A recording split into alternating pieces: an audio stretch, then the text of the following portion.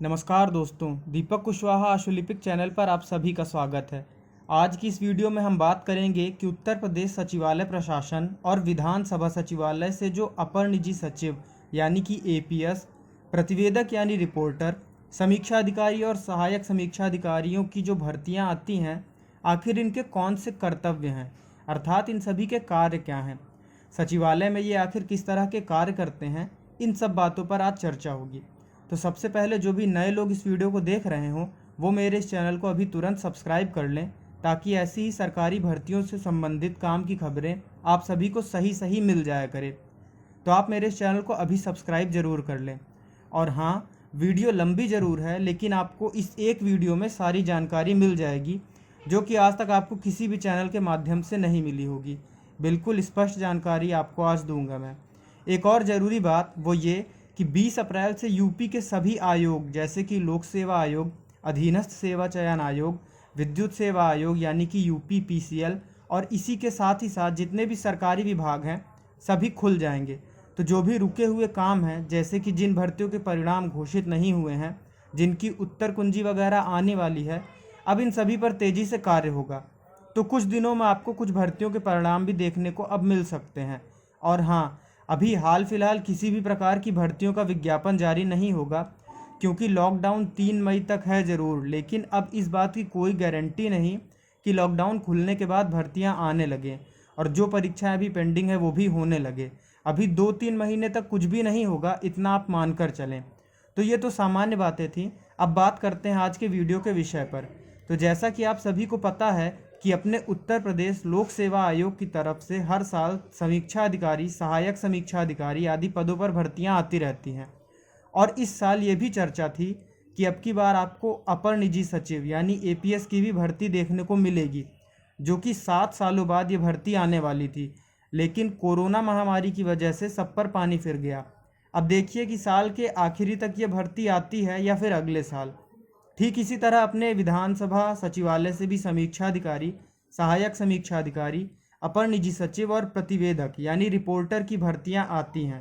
तो इन सभी के आखिर कौन से कार्य होते हैं, ये आखिर किस तरह का काम करते हैं, इस विषय पर आज मैं चर्चा करूंगा। तो सबसे पहले आप ये जान लीजिए कि समीक्षा अधिकारी, अपर निजी सचिव और प्रतिवेदक यानी कि रिपोर्टर, ये सभी राजपत्रित पद हैं यानी कि गैजेटेड पद हैं। एपीएस भी अब राजपत्रित हो गया है और सचिवालय में कुल 730 एपीएस के पद सृजित हैं। समीक्षा अधिकारी के 2117 और सहायक समीक्षा अधिकारी के 816 पद सृजित हैं। समीक्षा अधिकारी और अपर निजी सचिव इन दोनों का ग्रेड पे 4800 रुपये है, जबकि प्रतिवेदक यानी कि रिपोर्टर इसका 5400 ग्रेड पे है। तो सबसे पहले बात करते हैं उत्तर प्रदेश सचिवालय प्रशासन के अपर निजी सचिव यानी एपीएस के कार्यों के बारे में। तो सबसे पहले ये कि जब कभी आवश्यकता पड़े तो श्रुतिलेख यानी कि डिक्टेशन, थोड़ा गलत हो गया, आवश्यकता पड़े तो श्रुतिलेख यानी कि डिक्टेशन यानी शॉर्ट हैंड लिखना तथा उसे टंकित यानी कि टाइपिंग करना, दूरभाष पर प्राप्त होने वाले संदेशों को सुनना और उसको दैनंदिनी यानी कि रजिस्टर में लिखना, आगंतुकों से भेंट कराने की व्यवस्था करना तथा सभी के प्रति शिष्टाचार व्यवहार रखना, सीधे प्राप्त की गई रसीदों को रजिस्टर में दर्ज करना तथा उनके संचलन को अभिलिखित करना, मंत्री या अधिकारी के दौरे के कार्यक्रमों की आवश्यक सूचना संबंधित अधिकारियों को भेजना तथा रेलवे और हवाई यात्रा इत्यादि की व्यवस्था करना।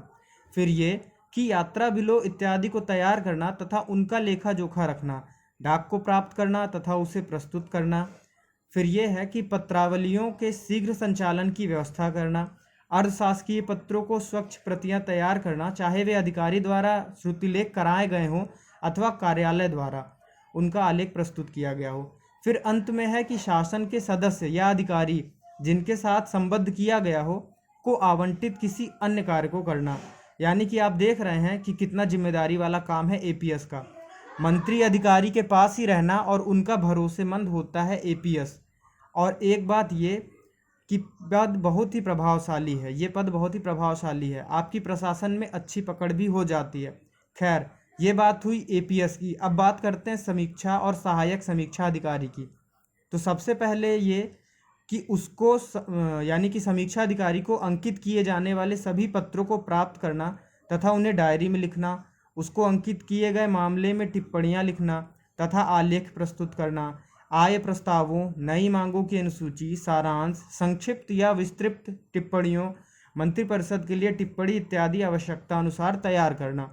फिर आगे है कि अभिलेख कक्ष को प्रेषित पत्रावलियों के अभिलेखन, निर्दान तथा परेषण की पर्चियां तैयार करना, आलेख्यों इत्यादि की स्वच्छ प्रतियों की जांच करना, मुद्रण हेतु प्रेस को भेजे गए मामलों के प्रूफ का परीक्षण करना, किसी महत्वपूर्ण मामले या उसको आवंटित किए गए किसी कार्य में विलंब हो तो उसे अनुभाग अधिकारी की जानकारी में लाना, प्रतीक्षा में रखे गए मामलों में अनुस्मारक प्रस्तुत करना, सौंपे गए कार्य को गोपनीय बनाए रखना, अनुभाग अधिकारी या अन्य संबद्ध अधिकारी द्वारा सौंपे गए किसी अन्य कार्य को संपादित करना, अपने कर्तव्यों का निर्वहन करने में अनुभाग में अपने सहकर्मियों की सहायता करना तथा उनसे सहयोग करना, और अंत में अनुशासन का पालन करना तथा अनुभाग अधिकारी की अनुपस्थिति में महत्वपूर्ण कार्य का निस्तारण करना और कंप्यूटर पर अपना स्वयं कार्य करना। तो ये सब समीक्षा अधिकारी के कार्य हुए। इसी से मिलता जुलता सहायक समीक्षा अधिकारी का कार्य है, उसे आप अपनी स्क्रीन पर वीडियो रोककर देख सकते हैं।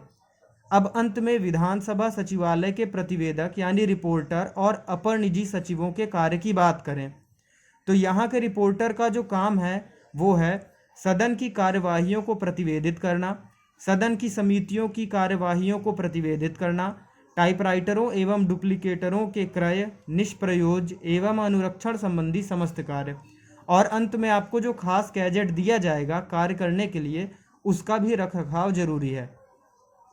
इसी तरह अपर निजी सचिव के भी कार्य देख लीजिए तो लिखा है कि विधानसभा सचिवालय के विभिन्न अधिकारियों से संबद्ध होकर उनका डिक्टेशन लिखना तथा उनके द्वारा दिए गए कार्यों को करना, विधानसभा की विभिन्न समितियों के सभापतियों के साथ संबद्ध होकर उनके द्वारा दिए गए डिक्टेशन लिखना, उनके कार्यालय की समस्त पत्रावलियों का रखरखाव, उनके निवास स्थान तथा कार्यालय कक्ष में लगे टेलीफोन संबंधी बिलों का भुगतान आदि कराना तथा उनके द्वारा दिए गए विभिन्न कार्यों को करना, सदन की विभिन्न समितियों की कार्यवाही के प्रतिवेदन में सहायता करना, और अंत में अधिकारियों से संबद्ध अपर निजी सचिव के अवकाश के प्रबंध में एवजी में अपर निजी सचिव की व्यवस्था करना।